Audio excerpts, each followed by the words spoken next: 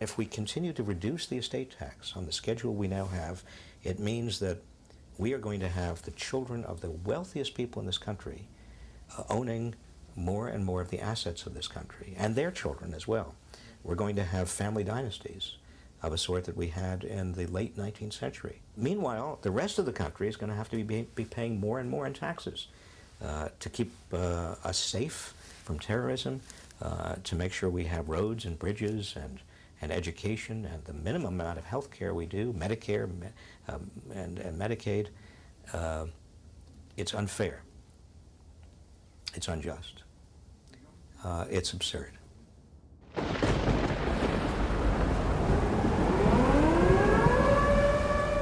In late August of 2005, Hurricane Katrina hit the Gulf Coast of the United States. I want every American to know that their government is doing everything it can to help get relief to those in need as quickly as possible.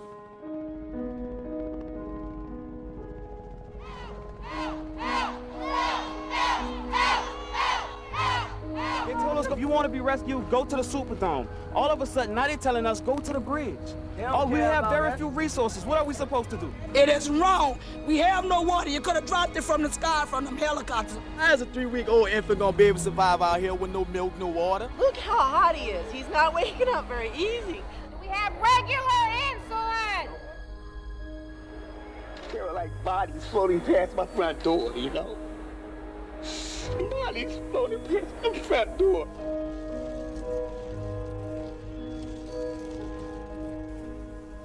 Americans are generous to each other, and I just hope that what the world is seeing is that even though we've been hit with something that is unlike anything that we've been hit with before, the generosity of this country and the caring of Americans for Americans is, I think, what is coming through. For 5 days, tens of thousands of people waited for help from a government that had seemingly forgotten them. When the president finally did show up, he didn't seem too worried about those most in need. Out of the rubbles of Trent Lott's house, his had lost his entire house, there's going to be a fantastic house, and I'm looking forward to sitting on the porch. While the president enthusiastically planned his future visits to Trent Lott's beach house, thousands of people waited outside the Superdome for food and water. Within a few days of the disaster, people already living on the edge of poverty were pushed to increasingly desperate measures to survive. Hey, drop! Hey, drop!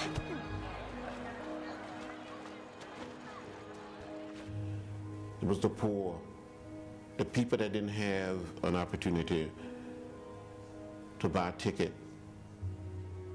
or didn't have an automobile to get out of New Orleans. And even when we saw people calling out for help us, save us, we were slow to respond. We're one people, we're one family, we're one house. And we all must have a place at the table in this house. And I think those in high places, whether it's the President of the United States, whether it's the majority leader of the Senate, or the Speaker of the House, or the mayor of our cities, or business leaders, we must recognize the fact that none of us, not one of us, are going to get out this predicament until we all sort of get out together. Get tied together as a nation and as a people. The one thing you can depend on everybody is that he's going to put his interest above yours. I don't think that's a very hard thing to understand. Well, aren't all these signs that we're starting to see in America that are emerging in America? What signs?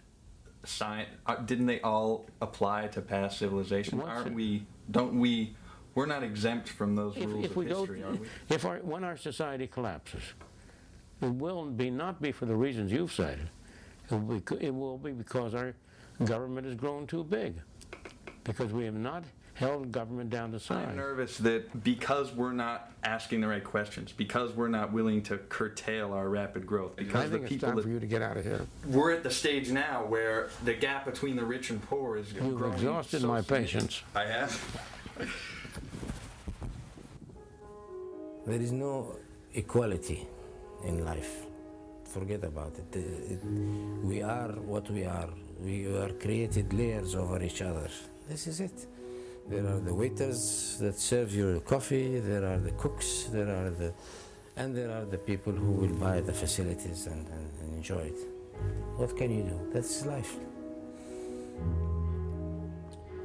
I think that what we've seen in the last 20 years is reckless because of where the United States sort of is at the top part of its trajectory going down. We use too much oil, we make too much money out of finance, there's too much debt, there's a recklessness about resources, a recklessness about borrowing, a sense that it's always going to be up, and away for the United States that serious study just doesn't support. America has been blessed because of its Judeo-Christian background, its alliance to the Ten Commandments, and its laws were based upon that. And that's why it's been blessed. If it gets away from that, it will fail. In the progressive era, in the first decades of the 20th century, we had a huge gap in income and wealth between people at the top and people at the bottom and the working class. Our cities were festering. The rich were capturing more and more power and wealth.